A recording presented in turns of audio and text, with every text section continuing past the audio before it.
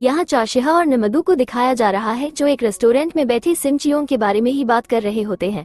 नमदू चाशिहा से सिम चियोंग के एक्सीडेंट के बारे में बताता है और उससे कहता है कि मैं जब हॉस्पिटल में था तो मैंने वहाँ के डॉक्टर्स को सिम चियोंग के बारे में ये कहते सुना था कि सिम चियोंग की हालत अचानक से ही ठीक हो गई थी। हालांकि उसकी हालत काफी सीरियस थी, वो इतनी जल्दी ठीक कैसे हो गई, आखिर वो है क्या।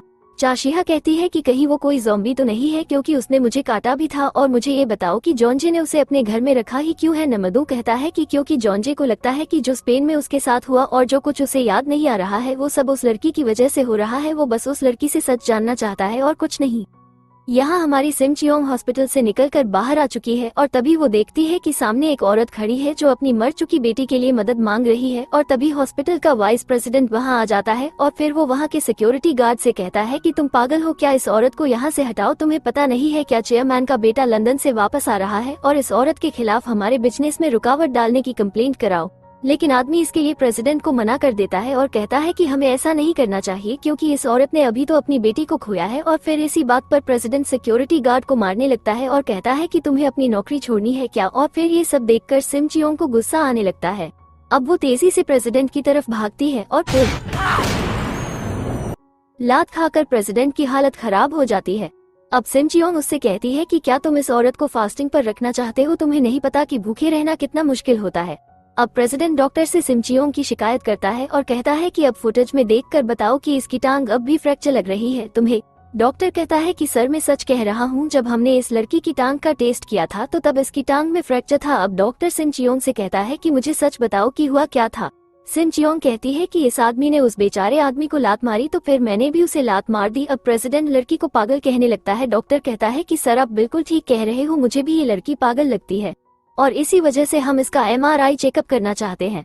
अब प्रेसिडेंट कहने लगता है कि मुझे तो ये लड़की पागल नहीं लगती, मैं इसे जेल भेजूंगा। सिम चियोंग डॉक्टर के कान में कुछ कहने लगती है। प्रेसिडेंट कहता है कि क्या कह रही है ये। डॉक्टर कहता है ये कह रही है कि जेल का खाना बहुत टेस्टी होता है। अब सिम चियोंग वहाँ से आ जाती है और फिर वो उसी औरत के पास आकर उससे बात करने लगती है और कहती है कि मैं किसी भी इंसान का हाथ पकड़कर उसकी यादें मिटा सकती हूँ, क्या मैं आपकी बेटी की भी यादें मिटा दूं, क्योंकि आपको बहुत तकलीफ होती होगी उसे याद करके। लेकिन औरत इसके लिए मना कर देती है। वो कहती है कि मैं अपनी आखिरी सांस तक अपनी बेटी को याद करना चाहती हूँ। यहाँ पर जॉन्जे और उसके दोस्त भी सिम चियोंग की लात वाली फुटेज देख रहे होते हैं। नमदू कहता है सिम चियोंग के अंदर इतनी ताकत कहाँ से आ गई, इसकी टांग में तो फ्रैक्चर था। जॉन्जे कहता है कि शायद ये फुटेज ज्यादा हिल गई होगी। नमदू कहता है मुझे तो लगता है कि प्रेसिडेंट अब सिम चियोंग को नहीं छोड़ने वाला, क्योंकि अब वो उस पर केस करेगा। जॉन्जे क्या अब तुम सिम चियोंग की मदद नहीं करोगे। जॉन्जे कहता है कि मैं क्या मदद करूँ उसकी, जब उसने हरकत ही ऐसी की है। अब नमदू उसे आगे की फुटेज दिखाता है जिसमें प्रेसिडेंट गार्ड को मार रहा है। अब जॉन्जे कहता है कि ये इंसान बहुत बेकार है और इसके लिए तो मैं इस आदमी को सबक जरूर सिखाऊंगा। नमदू कहता है कि लेकिन कैसे सिखाओगे सबक। जॉन्जे कहता है कि वही अपने तरीके से यार। और यहाँ पर इन सब का काम शुरू हो जाता है। यहाँ चेयरमैन वाइस प्रेसिडेंट को कॉल करके बताता है कि उसका लड़का हॉस्पिटल आ चुका है और वो 10 साल बाद आया है, तुमने किसी को एयरपोर्ट क्यों नहीं भेजा। यहाँ जॉन्जे इतराता हुआ चेयरमैन के लड़के की जगह खुद उसका लड़का बनकर आ जाता है ताकि वो वाइस प्रेसिडेंट को अपने तरीके से सबक सिखा सके। और यहाँ पर तायो अपने काम में लगा है और यहाँ नमदू एयरपोर्ट पहुंचकर चेयरमैन के असली लड़के को कहीं और ले जाता है। अब जॉन्जे प्रेसिडेंट को अपने बारे में सब सच बता देता है कि वो चेयरमैन का लड़का नहीं है और फिर वो उसे उसके धोखेबाजी के डॉक्यूमेंट्स दिखाकर कहता है कि उस लात मारने वाली का केस वापस ले लो और उस आदमी से मुआफी मांगो जिसे तुमने मारा था, और अगर तुम ऐसा नहीं करोगे तो मैं सोशल मीडिया पर तुम्हारी सच्चाई सबको बता दूंगा। और फिर वाइस प्रेसिडेंट अपना केस वापस ले लेता है और सिक्योरिटी गार्ड से भी मुआफी मांग लेता है। यहाँ हमारी खाने की दीवानी पागल सिम चियोंग हॉस्पिटल में बैठी खा खा कर अपना पेट भर रही थी। तभी डॉक्टर आकर उससे कहता है कि अब तुम्हारी तबीयत ठीक है, अब तुम यहाँ से डिस्चार्ज हो सकती हो। सिम चियोंग उदास होकर कहती है कि मैं कहाँ जाऊंगी, मेरा तो कोई घर ही नहीं है। तभी जॉन्जे वहाँ आ जाता है और सिम चियोंग को अपने घर ले जाने को कहता है। अब सिम चियोंग खुश हो जाती है। अब वो दोनों वहाँ से जाने लगते हैं। सिम चियोंग कहती है कि जॉन्जे अब यहाँ बर्फबारी कब होगी। जॉन्जे कहता है कि अब तो अगले साल ही बर्फबारी होगी, लेकिन एक ऐसी जगह है जहाँ पर अभी बर्फबारी होनी है। और फिर वो उसे वहीं पर ले जाने लगता है। यहाँ हॉस्पिटल में नमदू सिम चियोंग के मेडिकल रिकॉर्ड्स लेने आ जाता है। यहाँ ड्राइवर जॉन्जे के पिता से कहता है कि सर मैं जॉन्जे से मिला था और मैंने उससे कह दिया है कि आप उससे मिलना चाहते हैं, लेकिन शायद वो अभी आपसे नहीं मिलता चाहता। लेकिन आप फिक्र मत कीजिए, मैं उसे समझाने की पूरी कोशिश करूंगा कि वो आपके पास वापस आ जाए। और यही बात कान सेओ ही सुन रही होती है। उसे डर है कि उसके पति की सारी दौलत कहीं जॉन्जे को ना मिल जाए।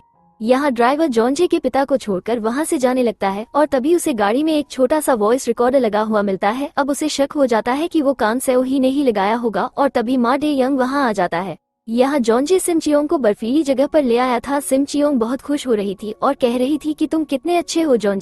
अब वो स्केटिंग सूट पहन लेती है जिसमें वो बहुत स्मार्ट लग रही थी। जॉन उसे देखता ही रह जाता है। अब वो उसे स्केटिंग शूज पहनाता है तो उसे वही सीन याद आ जाता है जब उसने उसे स्पेन में एक शॉप पर शूज पहनाए थे। वो सिम चियोंग से कहता है कि मुझे लगता है कि मैं ऐसा पहले भी कर चुका हूँ लेकिन मुझे याद नहीं आ रहा। अब वो कहता है कि चलो छोड़ो इस बात को।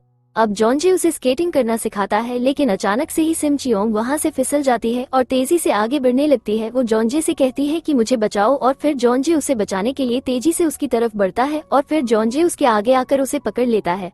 अब दोनों फिसल कर एक तरफ गिर जाते हैं। अब जॉन को हंसी आने लगती है। वो कहता है कि आज तो मैंने तुम्हारी जान बचाई है।